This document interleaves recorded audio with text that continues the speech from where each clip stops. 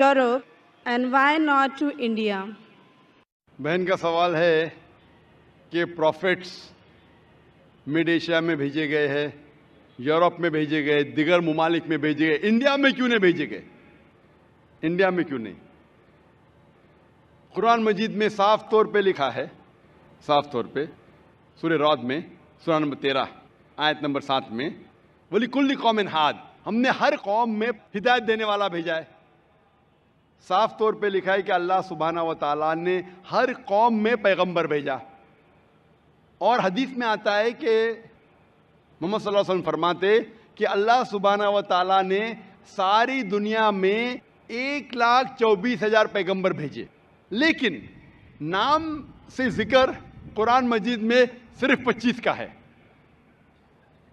नाम से जिक्र कुरान मजीद में सिर्फ 25 का है, लेकिन कुरान मजीद में अल्लाह ताला फरमाते हैं सूरह निसा सूरा नंबर 4 आयत नंबर 164 में कि कुछ पैगंबर के बारे में हम जिक्र करते हैं, कुछ पैगंबर के बारे में नहीं।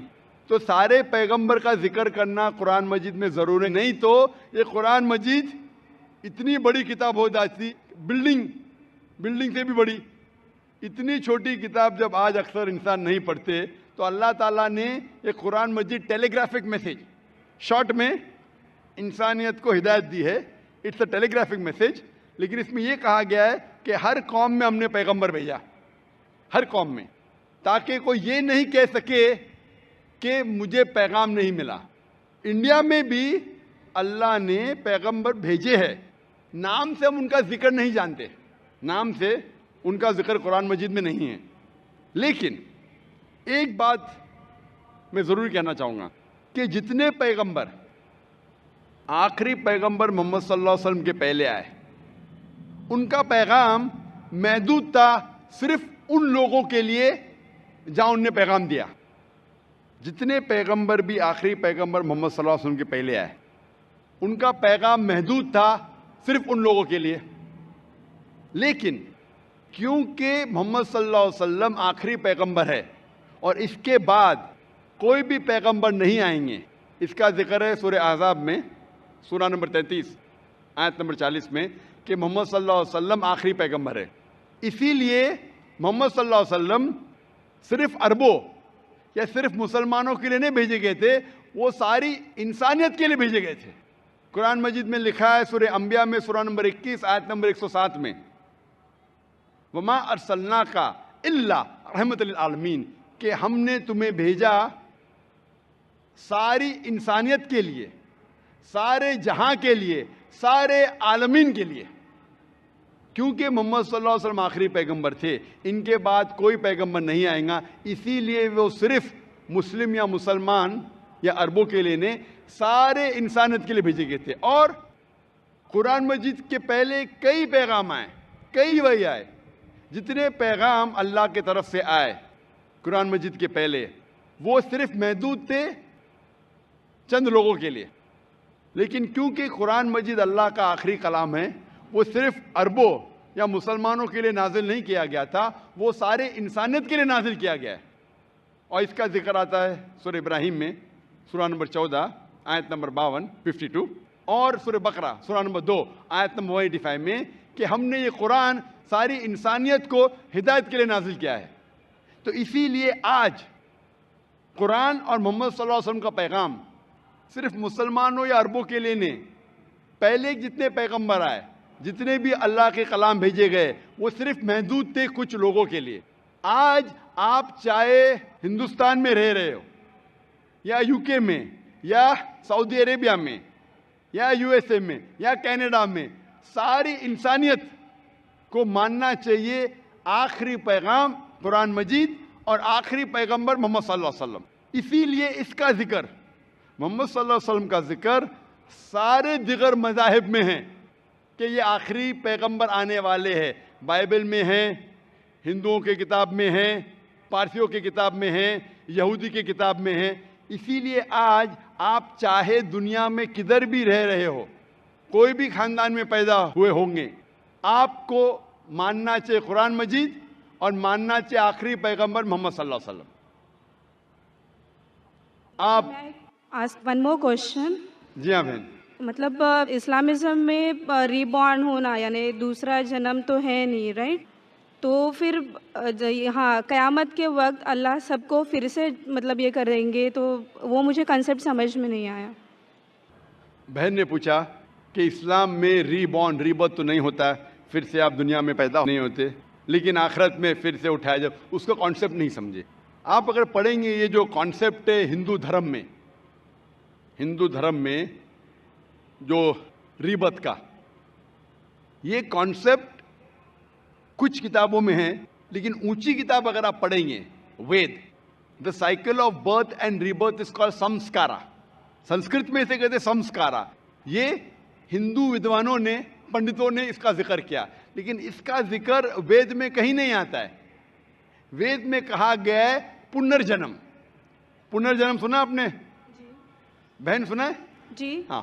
پنر کی مطلب پھر سے واپس. پنر کا مطلب نیکسٹ، واپس. ٹھیک ہے، مان گیا. پنر مطلب نیکسٹ، اگلا، واپس. جنم مطلب لائف. جنم مطلب زندگی، پھر سے زندگی، واپس زندگی. اس سے اسلام کو کوئی حرج نہیں. اسلام بھی اس میں مانتا ہے. اسلام میں بھی اللہ تعالیٰ فرماتے سورہ بقرہ میں کہ اللہ تعالیٰ نے آپ کو زندگی دی، پھر موت دی، پھر سے زندگی دی. یعنی اسلام میں بھی ہم مانتے ہیں کہ ہمارا پنرجنم ہوگا، لیکن ایک بار، وہ آخرت میں. تو پنرجنم اسلام میں بھی لکھا ہے، لیکن سمسکارا نے، جو ہندو ودوان کہتے زندگی پھر موت، پھر زندگی، پھر موت، پھر زندگی اور موت، اور اب 7 بار لیں گے جنم انسان جیسا، اس کا ذکر وید میں کہیں بھی نہیں ہے. میں چیلنج کرتا ہوں. یہ پنڈتوں کی وچار تھی، سوچ تھی، یہ ثابت کرنے کے لیے کہ کچھ بچے پیدا ہوتے بیمار، کچھ پیدا ہوتے اچھی صحت کے ساتھ، کچھ بچے پیدا ہوتے اپاہج، کچھ اچھی صحت کے ساتھ، کچھ امیر کچھ غریب. تو خدا بھگوان انجسٹ نہیں ہو سکتا. بھگوان ہمیشہ جسٹ ہے. ان کو یہ نہیں سمجھ میں آتا تھا بچہ کیسا اپاہج پیدا ہوا، بچہ غریب کیسا پیدا ہوا. تو ان نے اپنی سوچ سے سوچنے لگے کہ بھگوان تو غلطی نہیں کر سکتا، اسی لیے یہ بچے نے پہلے جنم میں غلطی کیا ہے گا، اس لیے اب یہ اپاہج پیدا ہوا. پہلے جنم میں کچھ غلطی کیا ہے، اس لیے غریب پیدا ہوا. پہلے جنم میں اچھا کیا تو امیر پیدا ہوا. یہ ان کی سوچ ہے، یہ آپ کے وید میں نہیں لکھا ہے. اسلام میں قرآن مجید میں اللہ تعالیٰ فرماتے کہ بچے آپ کے لیے امتحان ہیں. تو بچے جب اپاہج پیدا ہوتے ہیں تو یہ نہیں کہ وہ جنت میں نہیں جا سکتے. ہر بچہ معصوم ہے. بچے والدین کے لیے فتنہ ہے، امتحان ہے. تو ہو سکتا ہے کہ کنجنائٹل ہارٹ ڈیفیکٹ ہو کے بچہ پیدا ہوتا ہے، اس کو دل کی بیماری ہے. دل کی بیماری ہونا مطلب یہ نہیں کہ بچہ جہنم میں جائے گا، لیکن والدین کے لیے ایک فتنہ ہے، ٹیسٹ ہے کہ بچے اگر بیمار پیدا ہوتے ہیں پھر بھی والدین اللہ پہ بھروسہ کرتے ہیں کیا نہیں. ہو سکتا ہے کہ والدین نمازی ہے، اللہ کے احکامات پہ عمل کرتے، اللہ تعالیٰ ان کو اچھا معیار دینا چاہتا ہے. مثال کے طور پہ آپ جب پاس کرتے ہیں گریجویشن تو آپ بی اے پاس کر دیے، بی اے بن گئے، لیکن جب آپ M B B S exam دیتے آپ کے نام کے آگے لگ جاتا ہے doctor. But M B B S exam pass کرنا بی اے ایگزام سے بہت کٹھن ہے اور ڈیفیکلٹ ہے اور مشکل ہے. لیکن جب مشکل ٹیسٹ پاس کرتے آپ کا ریوارڈ بھی بڑا ہے. تو اگر بچے اپاہج پیدا ہونے کے بعد پھر بھی والدین اللہ پہ بھروسہ کرتے تو اللہ تعالیٰ ہو سکتا ہے ان کو جنت فردوس دینا چاہتا ہے. جنت میں بھی لیول ہے. تو یہ ٹیسٹ کر رہا ہے اللہ. کسی کو غریب پیدا کرتا ہے، کسی کو امیر پیدا کرتا ہے. امیر یا غریب سے آپ جنت میں نہیں جا سکتے، بنسبت امیر آدمی کو جنت میں جانا اور مشکل ہے، کیونکہ اس کا امتحان اور کٹھن ہے، ڈیفیکلٹ ہے. کیونکہ امیر کو چیریٹی دینے کا ہوتا ہے، غریب کو چیریٹی نہیں دینے کا. زکوٰۃ کے اندر غریب کو فل مارکس 100 آؤٹ آف 100. امیر ہو سکتا ہے بولے گا میں نہیں دوں گا تو 0 ملا، ہو سکتا ہے وہ آدھا دے رہا ہے تو آدھے مارکس ملیں گے. غریب کو 100 آؤٹ آف 100. ہم کہتے ہیں غریب ہے، غریب کے اور چانسز ہے جنت میں جانے کے لیے. ہم کہتے ہیں غریب انسان ہے. یہ ہماری سوچ ہے. اللہ تعالیٰ امتحان لے رہا ہے. اللہ تعالیٰ کہتا ہے کہ دولت ایک امتحان ہے. تو یہ ہندو ودوان اسے سمجھ نہیں سکے تو سمسکارا کہے، موت زندگی، موت زندگی، موت زندگی.